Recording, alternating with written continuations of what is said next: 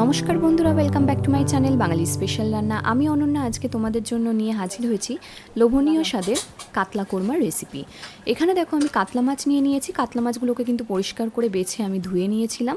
এবার একটু নুন মাখিয়ে রেখে দেব কিছুক্ষণের জন্য। এর মধ্যে কিন্তু আমি হলুদ দেব না, যেহেতু কোরমা অবশ্যই সাদাই হয়, সেই কারণে কিন্তু আমি এখানে হলুদ ইউজ করিনি। তো আমার দেখো মাছগুলো কিন্তু খুব ভালো করে মাখিয়ে নেওয়া হয়ে গেছে। এবার একটা মিক্সিং জারের মধ্যে 5 থেকে 6টা রসুন কোয়া আর 6 থেকে 7টা কাঁচা লঙ্কা দিয়ে নিয়েছি। তার সঙ্গে দেব কুচনো পেঁয়াজ। এটার কিন্তু একটা মিহি পেস্ট বানিয়ে সাইডে রেখে দেব।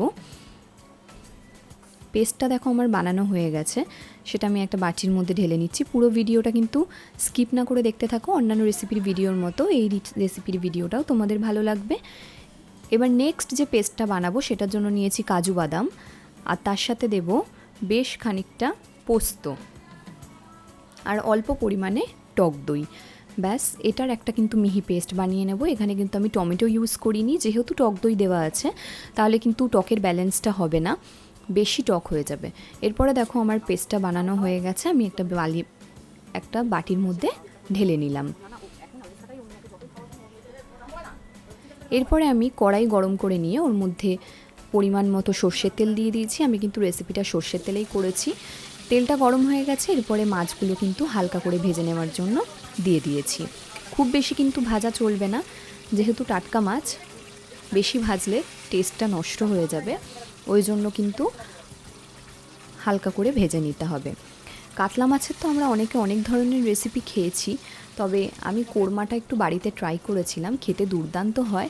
তোমরা কিন্তু অবশ্যই বাড়িতে একবার বানিয়ে দেখো, না খেলে বুঝতে পারবে না যে কতটা সুন্দর খেতে হয়। এক পিঠ দেখো ভাজা হয়ে গেছে, আরেক পিঠ কিন্তু আমি উল্টে দিয়েছি। একঘেয়ে মাছের রান্না খেতে খেতে মুখের স্বাদটা নষ্ট হয়ে যায়, ওই জন্য স্বাদটা পাল্টানোর জন্যই এই ধরনের রেসিপি একটু ট্রাই করেছিলাম বাড়িতে। আমার কিন্তু মাছগুলো ভেজে নেওয়া হয়ে গেছে। ভাজা মাছগুলোকে কিন্তু আমি একটা প্লেটের মধ্যে তুলে নিচ্ছি। আর কিন্তু এর মধ্যে আমি এক্সট্রা কোনো তেল দেব না, আমি যে তেলটা পরিমাণ মতো দিয়েছি এই তেলের মধ্যেই কিন্তু পুরো রেসিপিটা হবে। এরপরে দেখো আমি কুচনো পেঁয়াজ, একটা মিডিয়াম সাইজের পেঁয়াজ নিয়েছিলাম, সেটা কিন্তু দিয়ে দিয়েছি। এটা কিন্তু বেরেস্তার জন্য, যেহেতু মাছে আমি পেঁয়াজ বাটা দেব না, তার বদলে কিন্তু আমি এখানে বেরেস্তা দেব। একটু লাল লাল করে আমি ভেজে নেব। আমার কিন্তু বেরেস্তার জন্য পেঁয়াজ ভাজা রেডি হয়ে গেছে, সেটা এবারে প্লেটের মধ্যে তুলে নিচ্ছি। আর ওই তেলের মধ্যেই দিয়ে দেব ফোড়নের জন্য দারচিনি, লবঙ্গ, এলাচ। একটু ভাজা ভাজা হয়ে এলে যে পেঁয়াজ, রসুন, লঙ্কার পেস্ট বানিয়ে রেখেছিলাম সেটা কিন্তু অ্যাড করে দিয়েছি। এবারে কিন্তু এই রসুন, পেঁয়াজ আর লঙ্কার যে পেস্ট সেটাকে কিন্তু খুব ভালো করে ভাজতে হবে, তার জন্য একটু নুন দিয়ে নিয়েছি। তারপরে দিয়ে দিয়েছি জিরের গুঁড়ো। এখানে আর কোনো ধরনের মশলা দেওয়া যাবে না, তাহলে কিন্তু কোরমার স্বাদটা খেতে ভালো হবে না। জিরের গুঁড়োটা দেওয়ার জন্য দেখো কালারটা একটু কালচে ভাব এসে গেছে। এরপরে দেখো একটু কাশ্মীরি রেড চিলি পাউডার দিয়েছি, এটা জাস্ট কালারের জন্য। তোমরা যদি মনে করো এটা দেবে না, সেক্ষেত্রে কিন্তু তোমরা স্কিপও করতে পারো, এটা জাস্ট একটু আমি কালারের জন্য দিয়েছিলাম। মশলাটাকে কিন্তু দেখো আমি সমানে হাই ফ্লেমে কষিয়ে যাচ্ছি, যতক্ষণ না সাইড থেকে তেলটা ছাড়বে আর যতক্ষণ না তোমার মশলাটা ভাজা ভাজা হবে ততক্ষণ অবধি।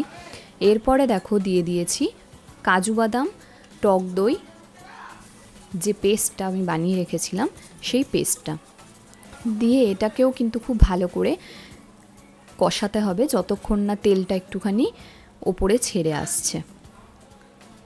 কালারটা দেখো কি সুন্দর দেখতে হয়েছে, খেতেও কিন্তু দুর্দান্ত লাগে, গরম গরম ভাতের সঙ্গে জাস্ট অসাম লাগে, জমে যায়। এরপরে দেখো আমি বাটি ধোয়া জলটাও দিয়ে দিয়েছি। এটা কিন্তু যদি মনে করো যে গরম ভাতের সঙ্গে খাবে না, এটা কিন্তু পোলাওয়ের সঙ্গেও খাওয়া যায়, সেক্ষেত্রেও কিন্তু খেতে দুর্দান্ত লাগে।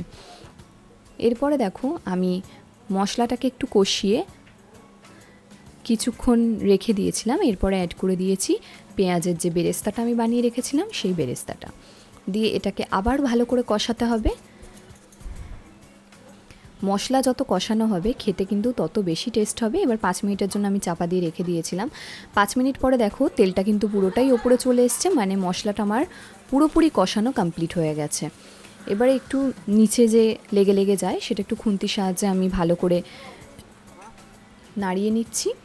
এরপরে দেখো আমি পরিমাণ মতো কিন্তু জল অ্যাড করব। আমি 5 পিস মাছের জন্য 2 বাটি পরিমাণ জল অ্যাড করেছি। আর মাছের পিসগুলো যেহেতু একটু বড় বড় ছিল ওই জন্য জলের পরিমাণটাও একটু বেশি দিতে হয়েছে।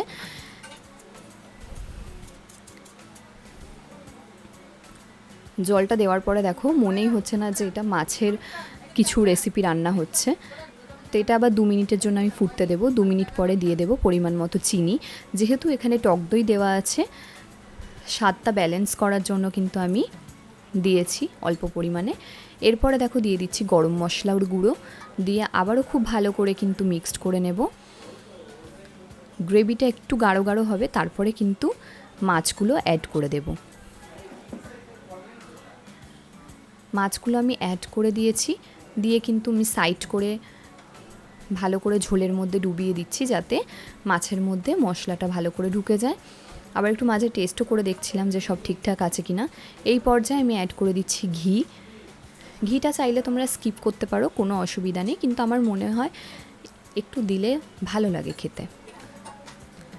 যেহেতু অন্যরকমভাবে আমি রেসিপিটা বানাচ্ছি সেহেতু ঘিটা দিলে স্মেলটা ভালো আসে।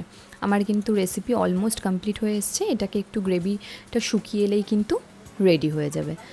তো দেখো আমি আর এর থেকে বেশি গ্রেভিটা কমাবো না, যেহেতু ভাত দিয়ে খাবো সেই জন্য।